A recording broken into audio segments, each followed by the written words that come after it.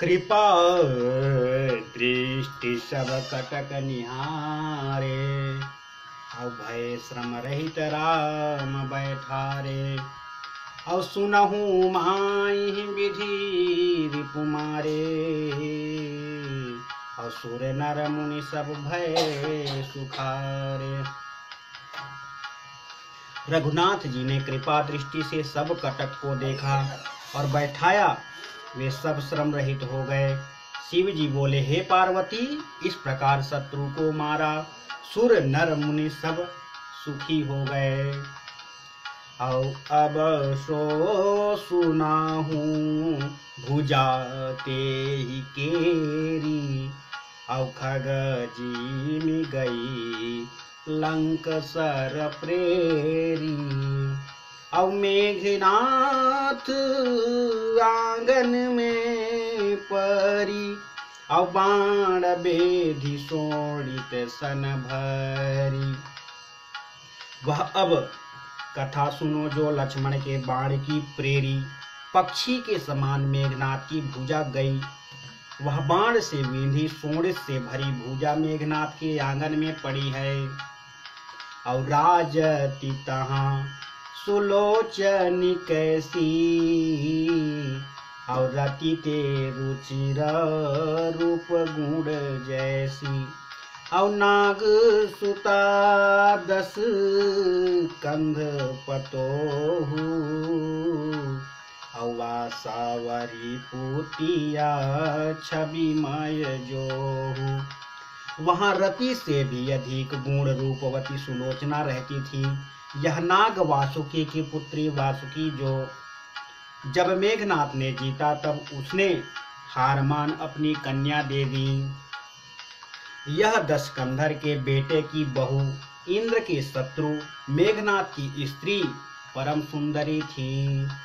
और हेम सिंहासन सोहति बाला, सेवत विद्या धर त्रय काला।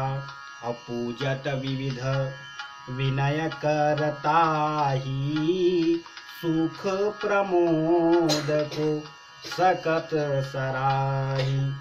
यह बाला सोने के सिंहासन पर बैठी शोभित होती थी। तीनों काल में विद्याधरों की स्त्रियां सेवा करती थी। अनेक प्रकार की विनती कर इसे पूजती है, और उसका मुख, उसका सुख और आनंद कौन कह सकता है। जो सोने के सिंहासन में बैठता हो और तीनों काल में विद्याधरों की स्त्रियां सेवा करती हों, क्या कहना उनका। तह पति भुजा पर ये भाती, और मनहु सकल सुख तरु की काती।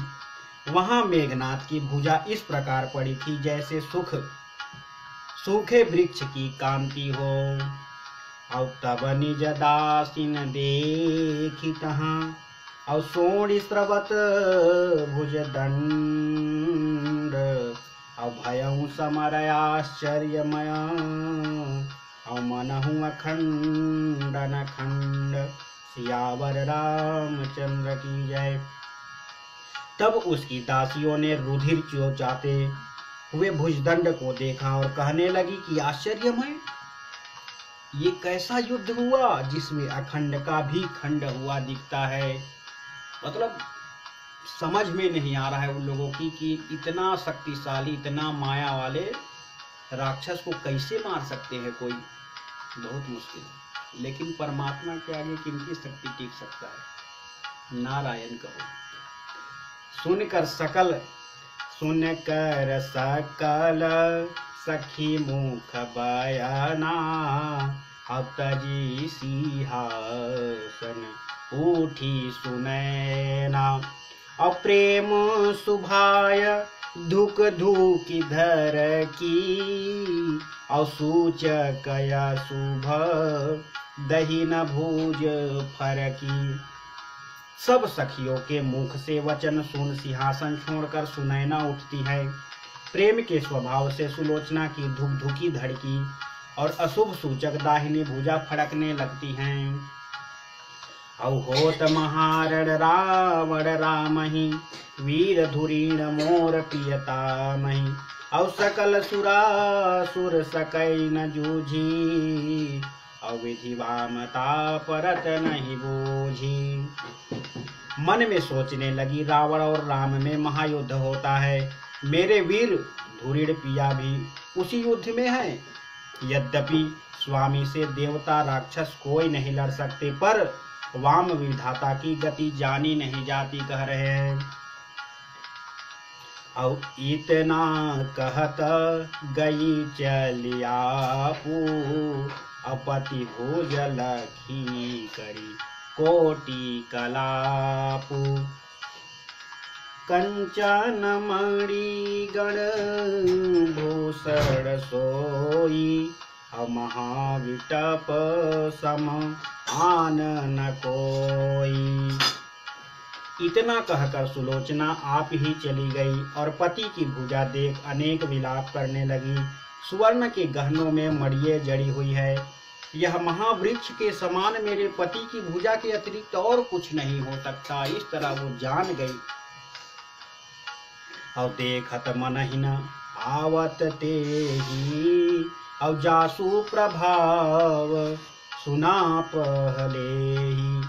और नींद नारी भोजन परिहरहि, और 12 वर्ष तासु कर मरहि।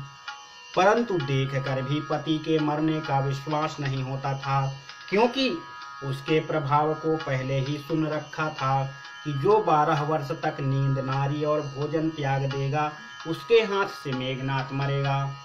लेकिन यहाँ पर करी विचार मन टेक दे, मैं पति देवत नारी, और भुज लिखी में टहूँ दुचित ही।